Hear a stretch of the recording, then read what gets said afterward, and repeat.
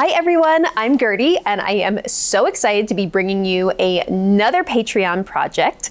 For this month, we are bringing you the Peggy Bodice. So this is the last month of the year, and you may remember our first pattern this year was the Joan Wiggle dress.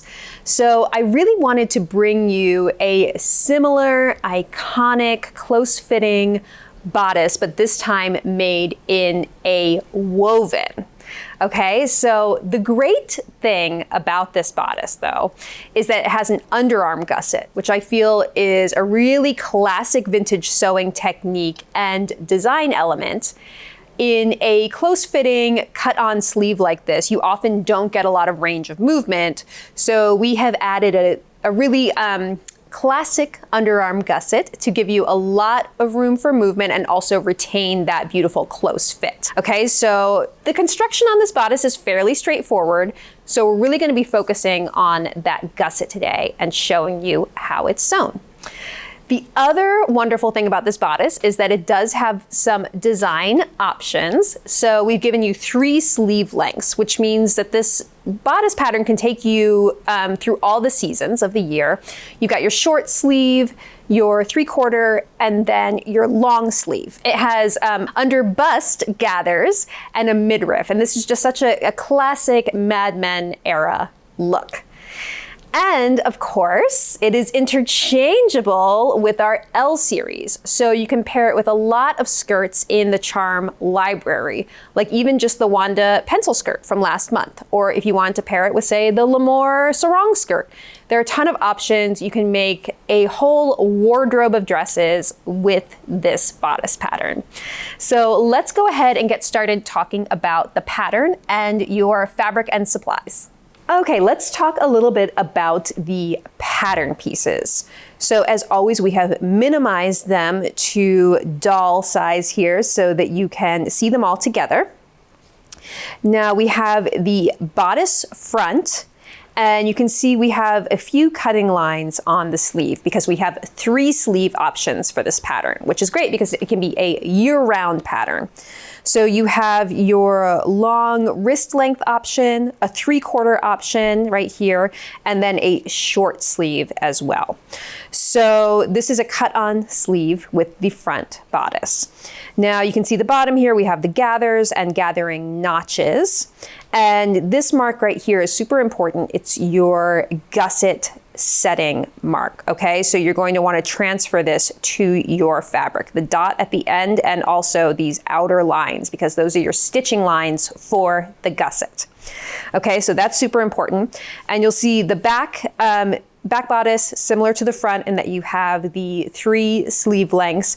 And again, you have a cutting line for your gusset and the circle, which you're going to want to transfer.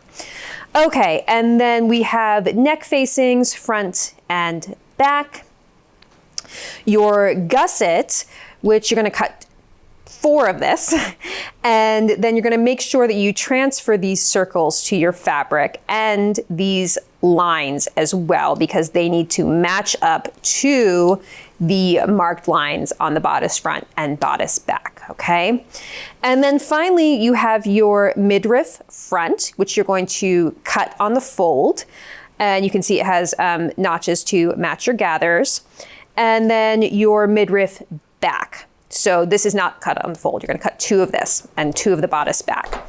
Okay, and I did just want to mention too, if you're wondering about bust fit adjustments for this bodice, as always, we have A through H cup sizes, but I did want to mention that for the $10 tier and up, we did a fit clinic, episode 4, where we talked about bust adjustments, and we specifically talked about one on a bodice like this with gathers and a midriff. So check that out if you need to do a full or small bust adjustment on this pattern.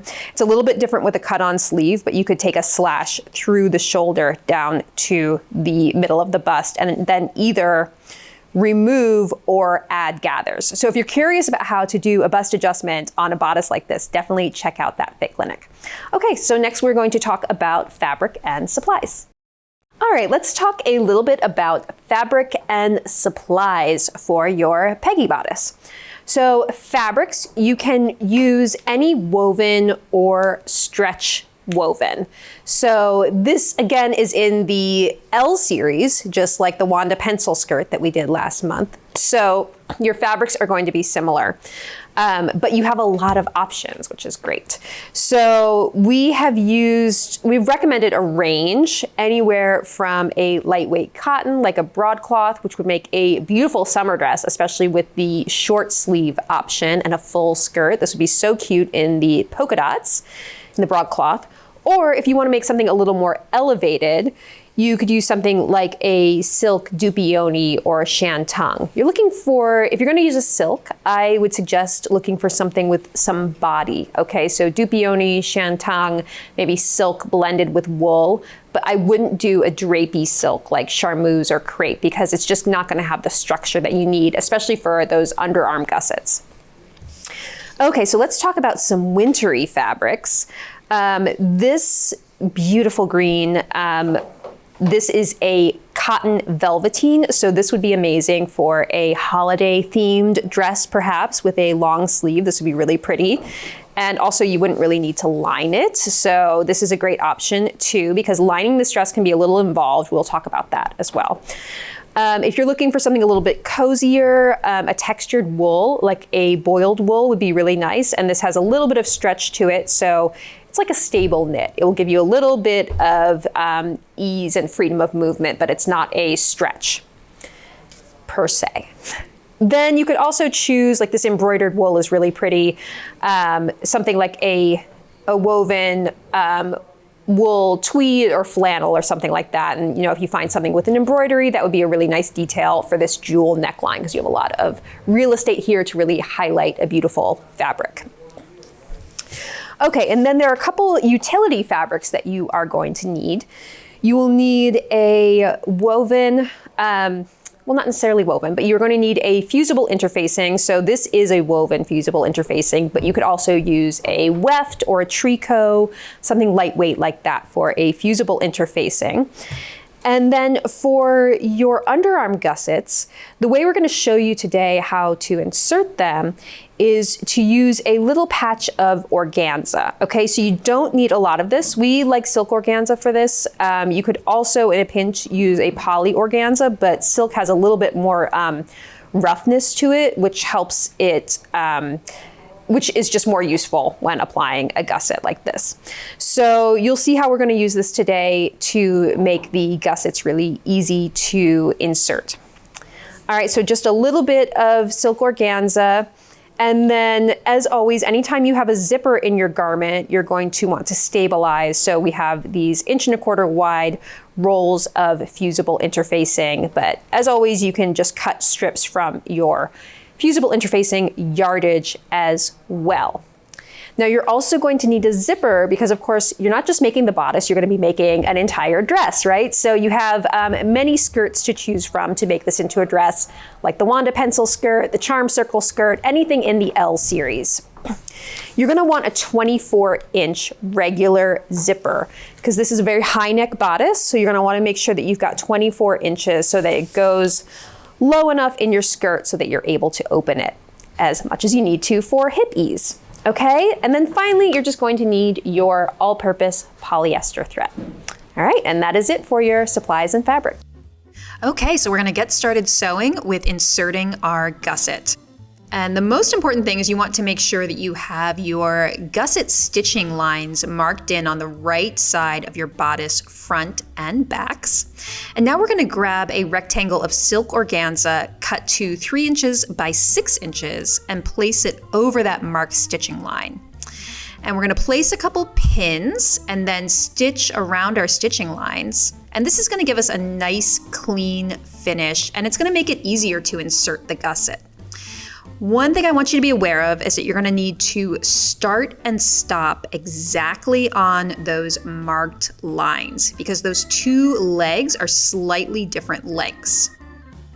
Okay, so I'm at my machine and I am using my regular stitch length, 2.5, back stitching at each end, and I'm stitching around those outer stitching lines. Just ignore the one that goes through the center for now. That is the cutting line, which we're going to do next.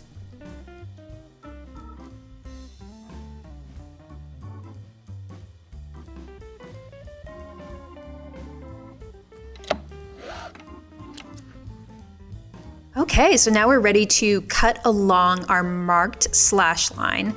So first you need to cut at an angle and then straight up through those two lines of stitching. You're gonna wanna cut all the way to the end, to that pointed end, cutting as close as you can to your stitching without actually cutting through it. And the next thing I'm gonna do is I'm gonna create a tiny little clip just on one side, the angled side, the one that angles out. And I'm gonna make a tiny little clip that goes just to the end of the stitching. And that's gonna help us get a nice clean finish when we turn the organza to the wrong side. So what you're gonna do next is turn the organza to the wrong side, and I love this method because it gives us a really clean finish from the right side. So you're gonna wanna concentrate on rolling the organza to the wrong side of the bodice so that you don't see any organza from the right side. Turn those little seam allowances out, don't fold them in. And now you're gonna press, rolling the organza to the wrong side.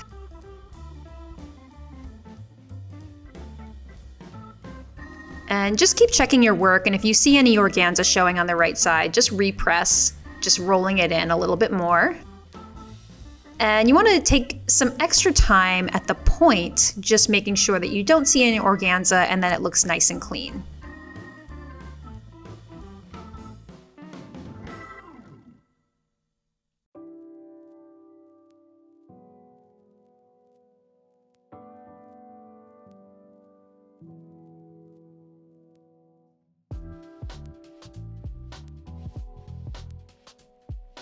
Okay, so you can see that I've created this really clean finish window for the gusset to be inserted into.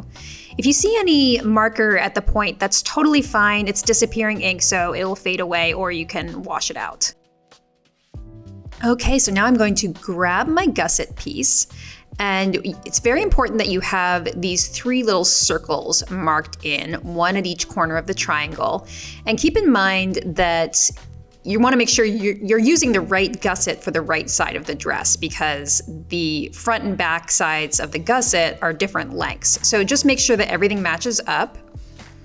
And I'm going to match the circles from the bodice, from the slash mark to the gusset. So I'm just laying the bodice right over the gusset, matching those circles, making sure everything matches up.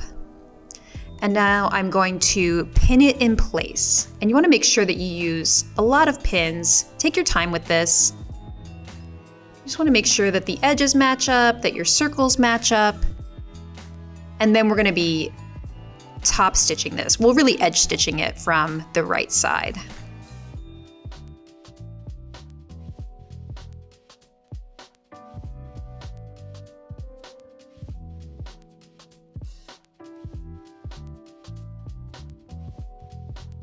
Okay, so now I'm gonna edge stitch right on the fold of the gusset slash line. And I'm using a darker thread so you can see it, but obviously you would want to have thread that matches your fabric a little bit better.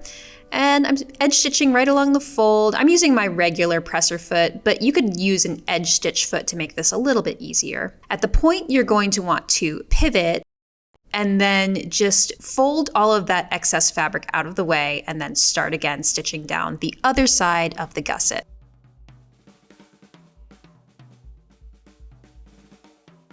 And backstitch right at that seam allowance point. Okay, so you can see I have one gusset fully stitched in, and what you're gonna do is just repeat that same process for the remaining 3 gussets.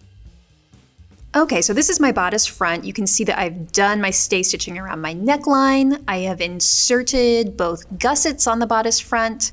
And now we're gonna focus on the gathering on the lower bust. So I've done 2 rows of gathering stitches between each set of circles, one at 1/2 inch and one at 1/4 inch using a long stitch length.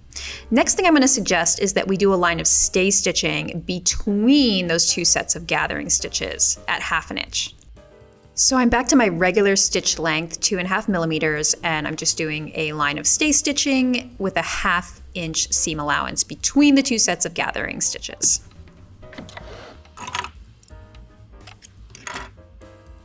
Okay, so there's my line of stay stitching right there. And the next thing we're going to do is we're going to pull up those gathering stitches from the wrong side.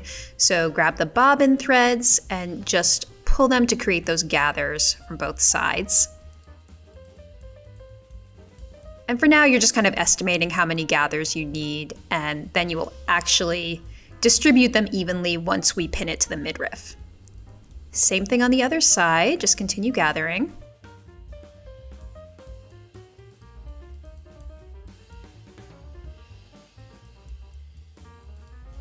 Okay, now I'm going to grab my bodice front midriff and I'm going to put it right sides together with the bodice front. And I'm going to start by matching notches and pinning. I like to pin from the gather side. I just find it easier to control that way. So keep matching those notches. And you can start to see here how at center front it's going to be useful to have that stay stitching where we can make some clips to get those two parts to match. But I'm going to first finish my pinning by matching notches.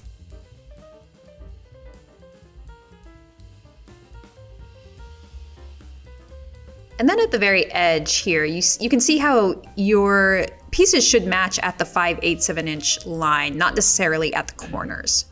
Let's concentrate on the center front part, making some clips about every 1/2 inch to your stay stitching, which is now going to allow you to spread those clips and pin the pieces in place so that they match perfectly.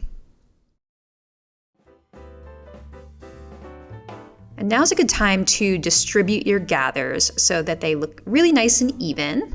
Use a lot of pins here.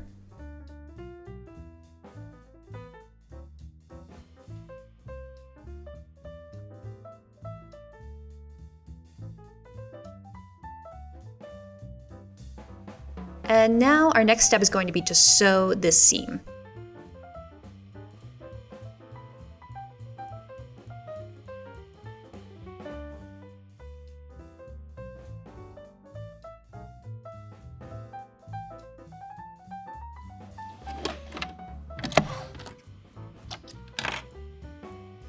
Okay, so you can see the seam is now sewn.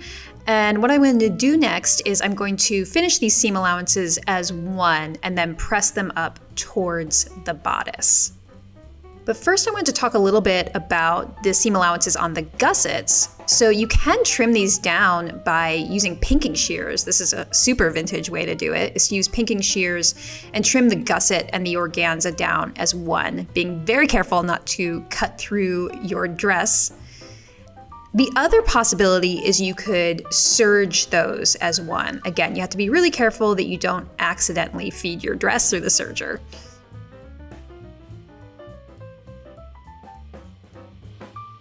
All right, so you can see I've serged mine together and now I'm just pressing that seam up towards the bodice. Now we're gonna repeat the process on the bodice backs. So you can see I already have my gussets inserted here. I'm going to grab my back midriffs and put them right sides together with the bodice. It's worth noting that I have already interfaced my center back zipper openings, which will stabilize that area for when we do insert the zipper. Okay, so pin the midriff right side together with the bodice and you have some notches to match. This part's easier because there's no extreme curves like on the front and there's no gathers. So just match your notches, pin, and then we're going to sew.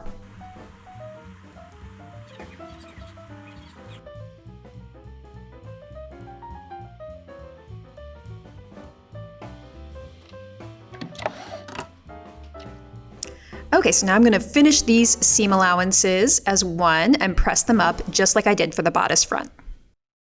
Okay, now we're ready to sew our side seams. So grab your bodice front, and now we're going to take the bodice back and put it right sides together. And we're going to match up the gusset seam lines, any notches, and the midriff seam line. So there's a lot of match points here. So take your time with this, use a lot of pins. And you can see I'm sewing the short sleeve version, But if you have the long sleeve version, you're gonna have a little more pinning to do.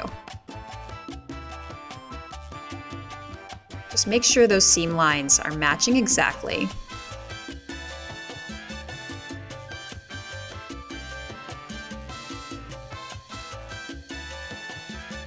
Now I'm going to sew from the sleeve hem all the way down to the waist in one go.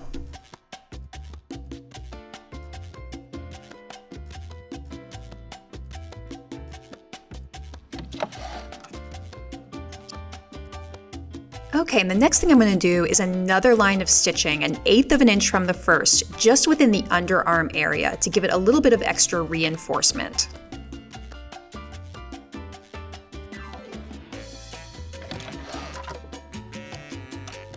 Okay, so now you can see my fully sewn underarm seam and my completed gusset forming that beautiful diamond shape. And now we're going to press that seam open. So I'm using a ham just to help me press this curved area and steaming that open. Okay, now we're going to sew the shoulder seam from the neckline down to the sleeve hem. So match any notches and start pinning. And the thing about this seam is that there is a little bit of ease to distribute, and it varies by size how much ease there is. So in this size, it's pretty straightforward. I can match those edges fairly easily. But in some of the other sizes, once we started grading the pattern, we noticed that the curves are much more different. So that means that you may need to do a line of stay stitching on the curvier side and then clip to it, just like we did with that center front to sew it to the midriff, so that you're able to match those curves before you sew them. But on this size, it's fairly straightforward. I'm just pinning and then going to stitch.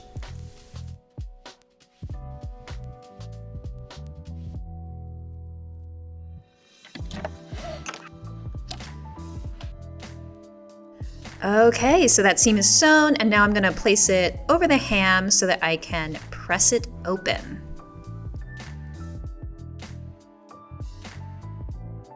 So now one side of the bodice is sewn, both the shoulder seam and the underarm seam. I'm going to repeat that for the other side, and then we'll come back and talk about the facing.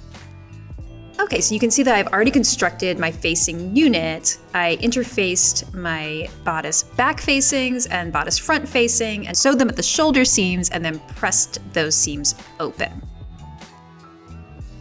And now I'm going to place the facing unit right sides together with the bodice. I'm going to match my shoulder seams, and I'm going to pin at the shoulder seams and around the front neckline.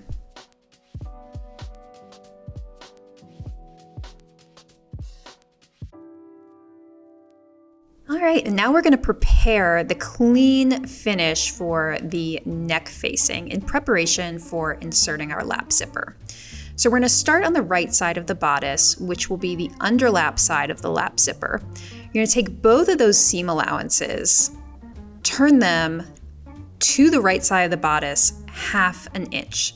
So I'm taking the facing and the bodice as one and turning them out 1/2 inch. So they're nested inside each other.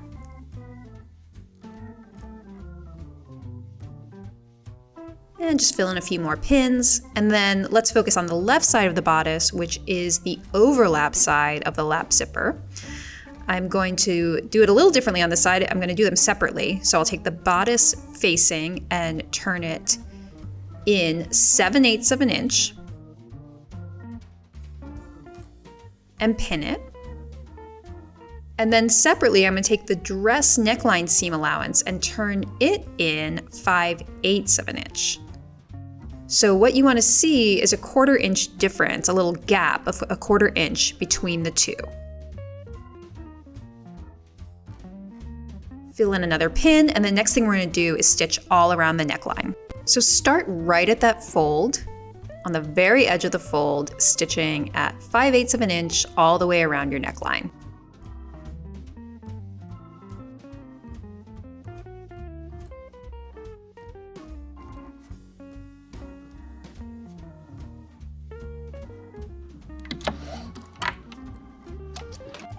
Okay, so the first thing I'm going to do is clip across the back corners on both sides just to get rid of that bulk. And now we're gonna do some grading. So you're going to trim the bodice facing seam allowance down to about 1/8 of an inch.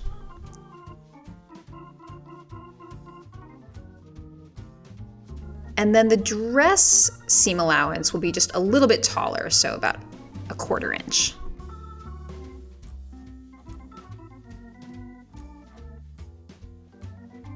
Okay, the next thing I'm gonna do is make a little clip next to those folded in seam allowances.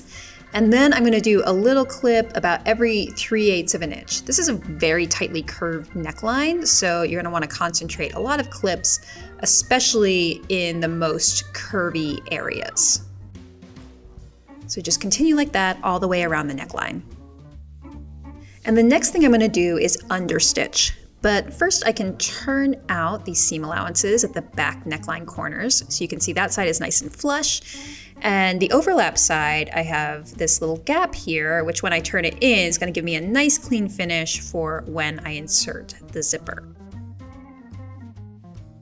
But first we need to understitch. So what we're gonna do is you're going to open out the neckline facing from the bodice, and we're gonna be stitching about 1/8 of an inch from the seam line. You wanna make sure that those seam allowances are oriented towards the facing so that you catch them in your understitching.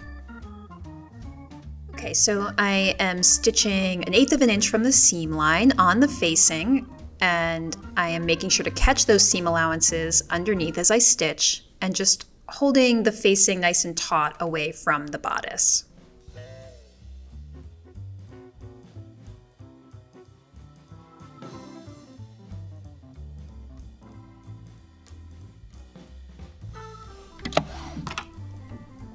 The next thing we're going to do is turn the facing to the inside of the bodice and press it. So it's helpful to have a raised surface. So I'm using my ham and turning the facing in and just rolling that edge out. So I have a nice crisp neckline edge, and I'm going to press all the way around the neckline.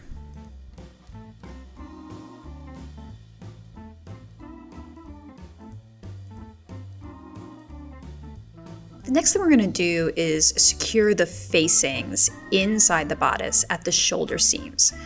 And we're going to do that by stitching in the ditch. So what you're going to want to do is just take a pin and make sure those two seam lines are aligned, and pin each facing in place at the shoulder seam. Now we're going to take it to the machine and stitch right inside that seam line so that you're stitching in the ditch created by the seam line itself. And stitch until you feel the edge of the facing. There should be a little ridge there. And you can see my stitching just because I'm using a darker thread, but if you're using a similar color thread to your fabric, then it should blend in perfectly. And also hold your facings in place inside your bodice without hand stitching.